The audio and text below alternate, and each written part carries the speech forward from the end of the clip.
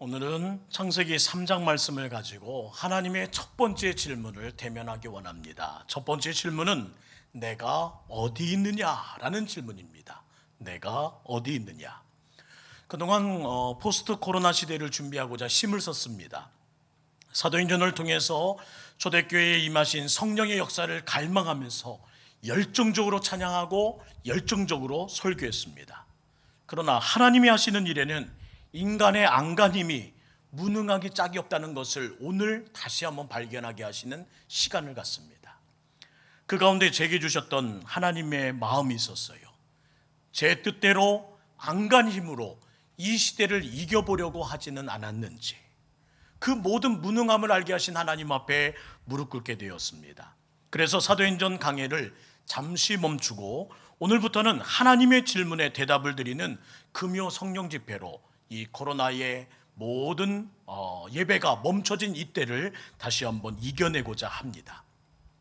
성경에는 살리고자 하시는 하나님의 질문이 곳곳에 담겨 있습니다. 그리고 그 질문에 답한 자들에게 새 인생을 열어주시며 새로운 삶을 열어주신 하나님의 은혜를 목격하게 됩니다. 오늘은 황덕영 목사님이 쓴 살리는 질문, 사는 대답이란 책을 중심으로 해서 앞으로 하나님의 질문 하나하나를 발견하는 가운데 그에 대한 우리의 대답, 죽는 대답이 아닌 살리는 대답을 통해서 하나님의 마음과 우리의 결단을 다시 한번 이끌어내는 귀한 금요 성령 집회로 뜻을 정하여 시리즈 설교를 한번 진행해 보고자 합니다. 오늘 첫 번째 하나님 질문은 이겁니다. 내가 어디에 있느냐? 이 질문은 하나님께서 인류에게 던지신 최초의 질문이었습니다. 저는 하나님을 이렇게 표현하고 싶어요. 하나님은 내게 참 관심이 많으시오. 하나님은 내게 참 관심이 많으시오. 특히 하나님의 관심은 우리 한 사람 한 사람의 영적 현주소, 오늘 우리가 어디에 있느냐에 관심을 갖고 계신다는 겁니다. 내 영적 위치 찾기에 끊임없으신 하나님을 바라보며 오늘 본문에 던지신 그 질문을 보면 그 마음과 그 관심이 그대로 담아져 있습니다. 오늘 창세기 3장 9절 말씀을 다시 한번 읽으면서 오늘 주신 첫 번째 질문에 마주하기 원합니다. 함께 읽습니다. 여호와 하나님이 아담을 부르시며 그에게 이르시되 내가 어디 있느냐? 내가 어디 있느냐? 3장 9절의 말씀을 보면 내가 어디 있느냐라는 질문으로 우리 삶에 다가오시는 하나님을 마주합니다. 영적으로 마땅히 있어야 할 자리에서 벗어났을 때 찾으시는 준엄한 음성을 들어보세요. 내가 어디 있느냐? 살리고자 하시는 하나님의 질문에 아담은 뭐라고 대답합니까? 10절에 아담의 대답이 기록되어 있습니다. 이르되 내가 동산에서 하나님의 소리를 듣고 내가 벗었으므로 두려워하여 숨었나이다. 아담은 사는 대답이 아닌 죽는 대답을 선택합니다. 내가 숨었습니다. 내가 숨었나이다. 죄를 짓고서 하나님이 두려워졌습니다.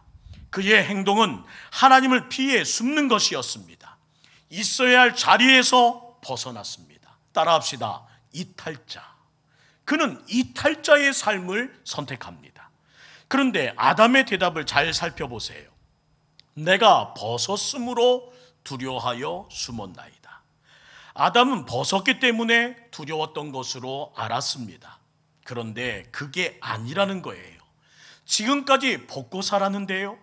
사람은 자기가 잘못하면 다른 데서 그 변명거리를 찾으려고 하거나 또한 실제로 무엇이 잘못인지도 모른 채 어리석은 행보를 이어갈 때가 많습니다. 아담과 하와는 처음부터 벗어 있었고 그것이 남자와 여자 그리고 가정을 창조하신 하나님의 섭리였다는 겁니다. 그런데 죄를 짓고 나니 하나였던 남편과 아내가 벗고 있어도 괜찮았고 그것을 의식할 필요도 없었던 그들이 보는 눈이 달라졌다는 거예요. 죄를 짓고 나니 보는 눈이 달라졌더라. 그것이 7절에 기록되어 있습니다. 이에 그들의 눈이 밝아져 자기들이 벗은 줄을 알고 무화과나무 잎을 엮어 치마로 삼았더라. 참 궁색합니다. 무화과나무 잎을 엮어 만든 치마 얼마나 오래 가겠어요. 선악을 알게 하는 나무의 열매를 따먹는 순간 본인이 벗은 몸인 것을 알았다고 합니다. 그전까지는 몰랐는데요? 아니요.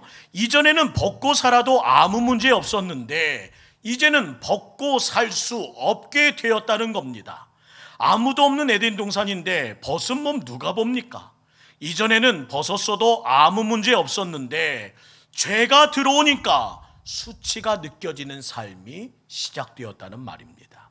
지금까지는 안 가렸는데 이제는 가리는 관계가 되었다는 거예요. 지금까지는 하나였던 두 사람이었습니다.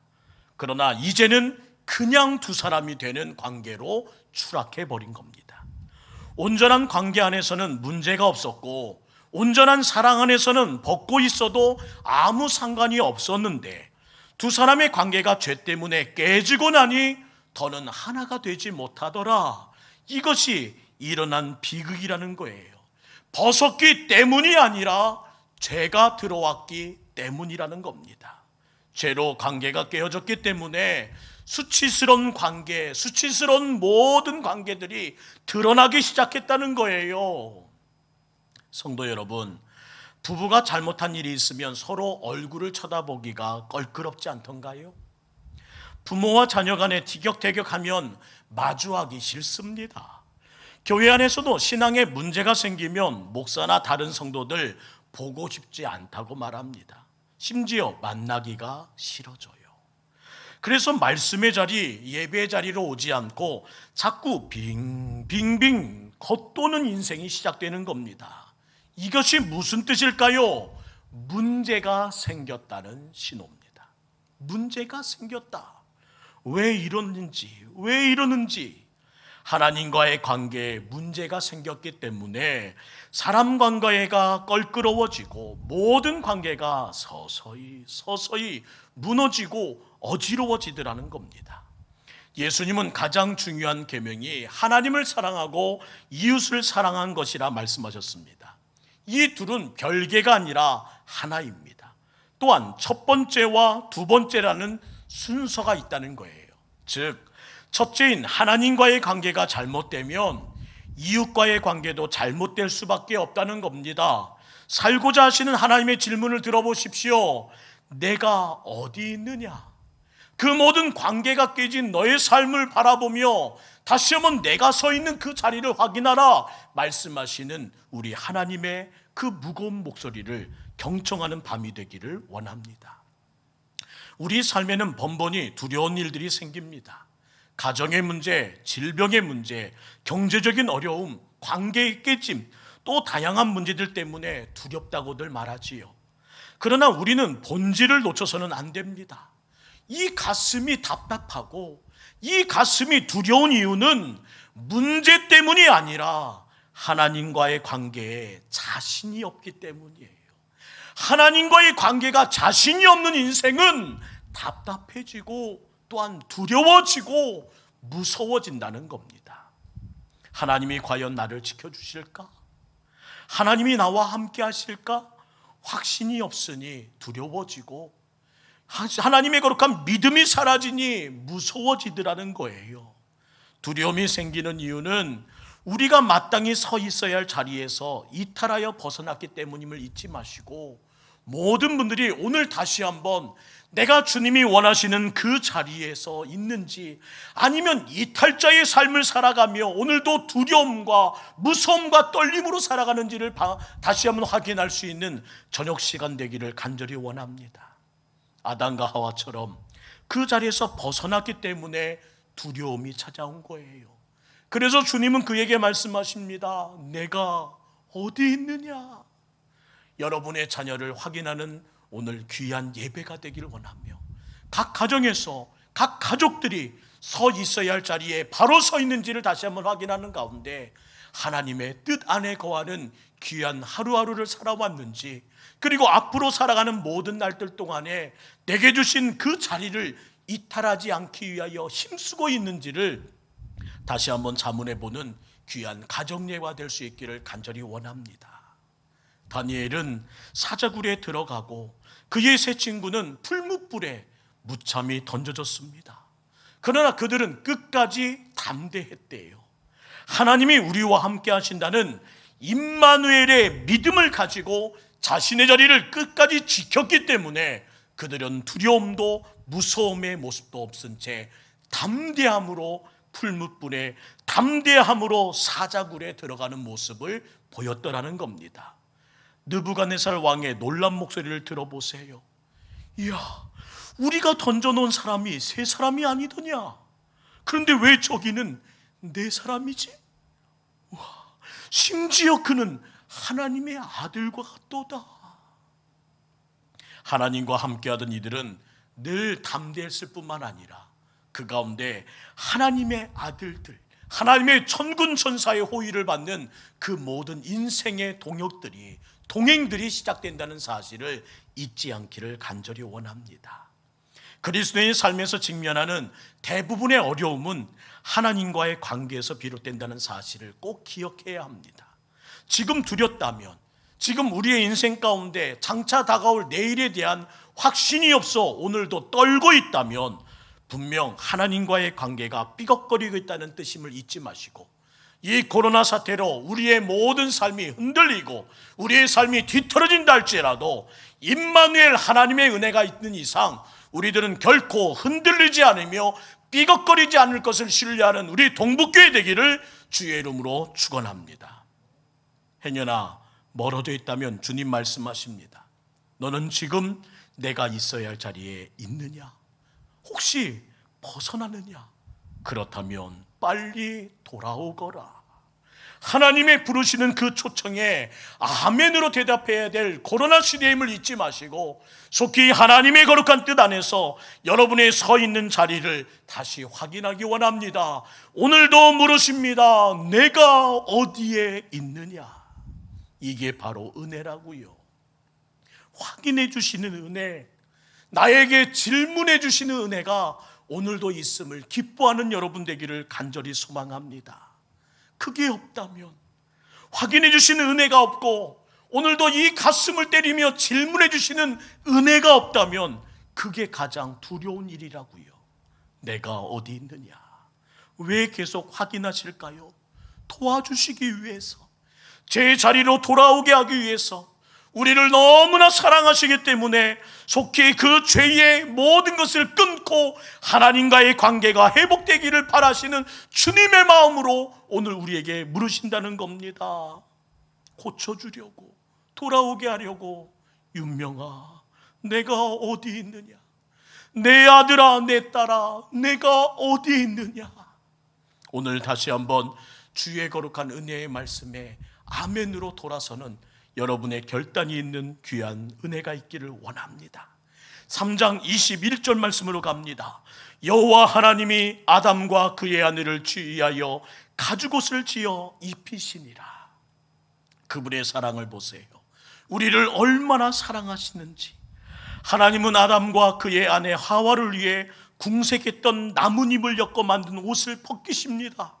그리고 가죽옷을 지어 입히셔요. 가죽옷을 지어 입으려면 분명 과정이 있습니다. 짐승을 죽여 가죽을 벗겨야 했고 그것으로 옷을 지어 입혀셔야 하는 과정들이 그의 눈앞에서 진행되고 있습니다. 이때 짐승이 피 흘려 죽는 모습을 처음 본 아담과 하와는 엄청난 충격을 받지 않았을까요? 저 죄 없는 짐승이 내 죄 때문에 죽는구나.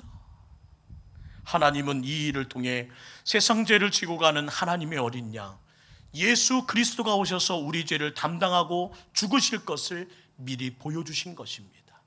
그리고 때가 참에 예수 그리스도가 이 땅에 오셨고 갈보리 십자가 위에서 피 흘려 죽으셨던 사건, 이 모든 것이 하나님의 사랑이며 이 모든 것을 이루시는 하나님의 사랑이 처음 질문과 함께 회복의 역사를 위해 시작되었다는 사실을 우리는 잊지 말아야 합니다. 우리가 자주 부르는 찬양 한 곡이 있습니다. 갈보리 산 위에라는 귀한 찬양인데요, 3절 가사에 이렇게 되어 있어요. 험한 십자가에 주가 흘린 피를 믿는 마음으로 바라보니 나를 용서하고 내 죄 사하시려 주가 흘리신 보혈이라. 최후 승리를 얻기까지 주의 십자가 사랑하리. 빛난 면류관 받기까지 험한 십자가 붙들겠네. 우리 다시 한번 우리를 부르신 하나님의 사랑을 기억하며 이 3절 가사로 함께 우리 마음을 열어 주의 사랑을 품는 저녁 되기 원합니다. 험한 십자가에 주가 흘린 피 믿는 마음으로 바라봅니다. 험한 십자가에 주가 흘린 피를 믿는 마음으로 바라보니 나를 용서하고 내 죄 사시려 주가 흘리신 보혈이라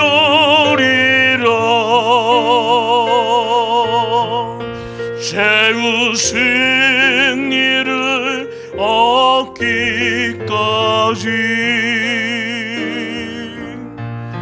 주의 십자가 사랑하리.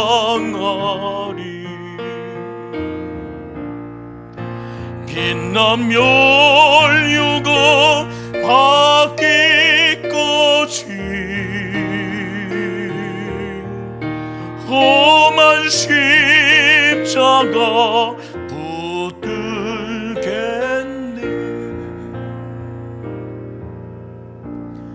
하나님의 사랑은 오늘도 나로 하여금 이탈자 같은 나의 인생을 위하여 다시 돌아오게 하시기 위한 하나님의 은혜로 비춰지고 있다는 겁니다. 세번역 성경으로 히브리서 9장 11절 12절을 말씀을 읽어드릴까요? 그리스도께서는 이미 일어난 좋은 일을 주관하시는 대제사장으로 오셔서 손으로 만들지 않은 장막, 다시 말하면 이 피조물에 속하지 않은 더 크고 더 완전한 장막을 통과하여 단 한 번의 지성소에 들어가셨습니다.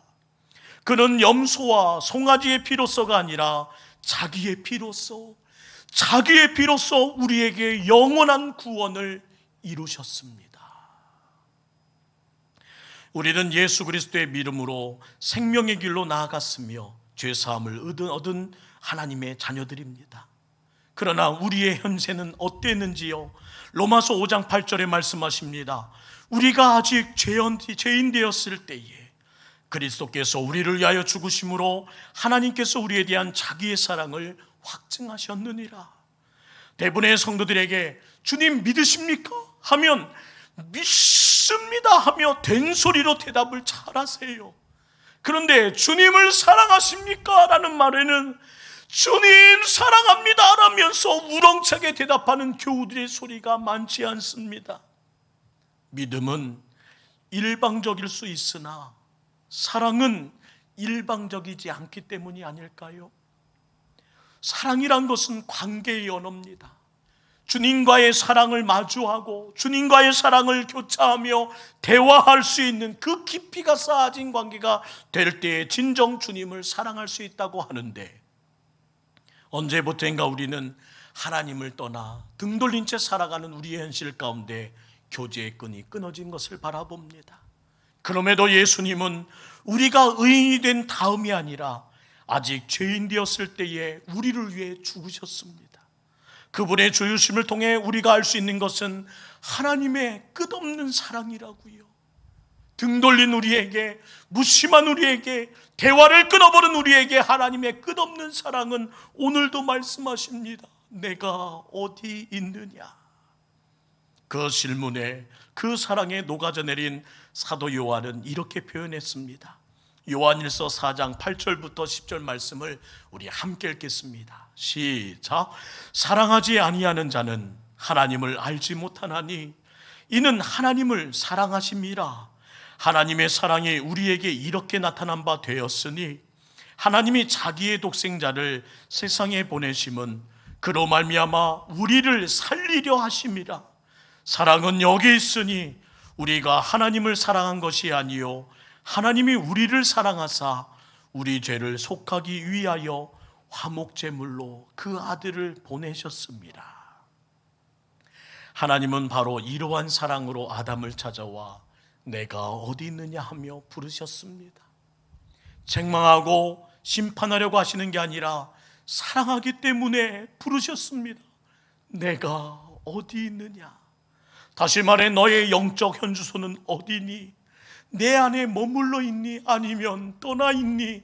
너의 자리를 다시 한번 확인하렴 하시는 그 안타까운 목소리가 오늘 우리에게 있습니다. 왜냐하면 그 사랑이 없이는 이겨낼 수 없기에, 그 사랑을, 그 자리를 떠나서는 결코 하나님의 거룩한 은혜 안에 승리할 수 없기 때문에 주님은 그 자리를 우리에게 확인하시는 것입니다. 사랑하는 성도 여러분, 내가 어디 있느냐, 하나님의 사랑 안에 있음을 고백하는 여러분 되기를 주의 이름으로 축원합니다. 이것이 우리의 대답이라고요. 하나님의 사랑 안에 있습니다. 그 사랑을 확인하기만 하면 어떤 것이 와도 이길 수 있습니다. 바이러스가 와도, 두려움이 와도, 무서움이 와도, 고난이 와도 하나님의 사랑이 없으니 그 모든 것이 흔들리는 거고 이리저리 뒤틀려지는 거라고요. 그래서 하나님의 사랑이 중요합니다.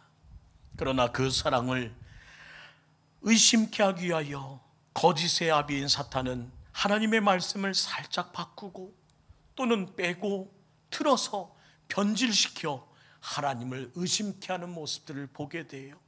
우리들도 번번이 무너졌던, 흔들렸던 이유가 아니었던지요. 창세기 3장 1절입니다. 그런데 뱀은 여호와 하나님이 지으신 들짐승 중에 가장 강교하니라. 뱀이 여자에게 물어 이르되 하나님이 참으로 너희에게 동산 모든 나무의 열매를 먹지 말라 하시더냐? 모든 나무. 하나님은 그렇게 말씀한 적이 없는데 살짝 흔들립니다. 그 말에 하와가 뭐라고 대답해요? 2절과 3절에 이어집니다. 여자가 뱀에게 말하되 동산나무의 열매를 우리가 먹을 수 있으나 동산 중앙에 있는 나무의 열매는 하나님의 말씀에 너희는 먹지도 말고 만지지도 말라, 너희가 죽을까 하노라 하셨느니라. 하나님의 대답이 들리자마자 뱀은 말합니다. 4절, 뱀이 여자에게 이르되 너희가 결코 죽지 아니하리라. 너희는 절대로 죽지 않아. 하나님의 말씀에 무엇인가를 보태거나 빼거나 살짝 비트는 것이 사탄의 전형적인 수법입니다. 따라합시다. 우리가 있어야 할 자리는 하나님의 곁입니다. 우리가 있어야 할 자리는 오직 한 곳입니다. 하나님 곁에 있어야 하는 거예요. 하나님의 말씀이 있어야 되는 거예요. 주님이 말씀하신 그 자리에 있어야 되는 것입니다. 하나님 곁을 떠난 이탈자의 모습을 기억하십니까? 아담은 하나님의 사랑을 만났음에도, 그 사랑의 하나님을 마주했음에도 두려웠답니다. 하나님과의 대화가 있는데도 두려워합니다. 회개하지 않았기 때문에, 용서받지 않았기 때문에 그는 결국 숨어버립니다. 오늘도 우리도 마찬가지예요. 하나님을 믿는다 하고 하나님과 함께 있는데도 불구하고 죄와 허물을 그대로 안고 살아가면 예배하고 봉사하고 성경 읽고 기도하고 다 해도 두려울 수밖에 없습니다. 성전 안에 있다고 해서, 신앙생활을 하고 있다고 해서, 이 시간 예배 드린다고 해서 모든 사람이 자유와 평안 누리는 거 아닙니다. 하나님께 맡기고 그분 안에, 그분 곁에 있어야, 그곳에 머물러 그 자리를 지켜야 그때 참 자유가 있음을 잊지 마시고, 여러분이 성전에 못 나왔다 할지라도 그곳에서 하나님 곁에 계시는 은혜의 자리라면 그곳에서 오늘도 하나님은 역사하실 줄 믿습니다. 사랑하는 성도 여러분, 우리는 더 이상 예수님을 피해서는 안 됩니다. 내가 죄가 있다면 그 사실을 깨닫는 순간 오늘이라도 당장 주님 발 앞에 엎드려 회개하고 해결을 받아 죄를 떠나야 합니다. 하나님을 위해, 예수님을 위해 겉돌게 되면 그런 우리를 향해 하나님은 끊임없이 외치고 질문하실 겁니다. 내가 어디 있느냐? 너는 누구냐? 너는 어떠한 삶을 살고 있느냐? 우리가 있어야 할 자리가 어디입니까? 하나님과 영적 교제가 가능한 그 자리야말로 하나님 곁에서 예배드리고 하나님 곁에서 말씀 듣고 하나님 곁에서 오늘도 기도하는 그 곁의 자리가 우리가 있어야 할 자리임을 잊지 마시고 그 자리에서 하나님의 은혜 위에 서는 여러분 되시기를 주의 이름으로 부탁드립니다. 우리는 때때로 기회는 늘 있어라고 생각합니다. 오늘 예배를 못 드려도 다음이 있잖아. 오늘 성경을 못 읽어도 다음이 있잖아. 오늘 기도 안 와도 내일 하면 되지. 지금은 좀 바쁘니 주여 조금만 기다려 주세요. 곧 가겠습니다. 그러나 기회가 언제까지 있을지 우리는 알지 못합니다. 영원한 기회가 주어지는 것이 아니라고요. 기회가 있을 때 하나님이 원하시는 그 자리로 돌아와야 합니다. 지금이 기회라는 말이에요. 내가 어디 있느냐 말씀하시는 지금 그 초대의 말씀에 아멘하는 이때가 바로 그 기회라는 겁니다. 지금 바로 이 시간 내가 어디 있느냐 물으시는 하나님의 음성 앞에 또렷이 대답할 수 있는 여러분 되기를 간절히 원합니다. 그리고 그 은혜 안에서 주님, 내가 여기 있습니다. 하나님이 기뻐하시는 주님 곁에 제가 다시 돌아왔습니다 하는 마음으로 여러분 그 모든 진실된 마음, 최선의 예배, 최고의 하나님의 거룩한 은혜의 응답을 주님 앞에 드릴 수 있는 우리가 되기를 간절히 소망합니다. 다시 한번 부탁드려요. 그냥 일상의 예배, 일상의 봉사, 일상의 성경, 그동안에 아무 의미 없이 했던 그 모든 기도 다 해도 아무 일 일어나지 않지만 주님 곁에서 예배, 주님 곁에서 말씀, 주님 곁에서 기도, 주님을 곁에서 하는 모든 하나님의 거룩한 은혜의 사모함은 오늘도 열매 맺을 수 있다는 사실을 잊지 않기를 주의 이름으로 축원합니다. 내가 어디 있느냐? 교회에 있어야 할 우리들이 각 가정에 있어야 될 수밖에 없는 오늘의 현실에 주님을 향해 우리는 무엇을 대답해야 될까요? 내가 어디 있느냐? 우리를 찾으셨던 주님의 음성 앞에 그동안 머뭇거리고 있었다는 나의 모든 걸음을 이제라도 재촉해야 될 때가 되지 않았을까요? 다시 한번 각 가정에서 예배드리는 모든 성도님들에게 오늘도 두드리시는 주의 말씀에 경청하기 원합니다. 내가 어디 있느냐? 우리가 달려온 길, 우리가 이곳이라 생각했던 그곳이 진정 주님의 곁이었는지를 다시 한번 생각해 보며 이 코로나 시대에, 이 난감한 시대에 다시 한번 새로운 주님의 거룩한 도약을 위해 주님이 던지셨던 첫 질문 앞에 우리가 서기를 원합니다. 내가 여기 있습니다. 내가 다시 주님 곁으로 돌아왔습니다. 이 고백을 드려야 할 오늘 밤이 됨을 잊지 마시고 이 고백으로 각 가정의 모든 가족들이 주님을 향한 일치된 마음이 있기를 주의 이름으로 축원합니다.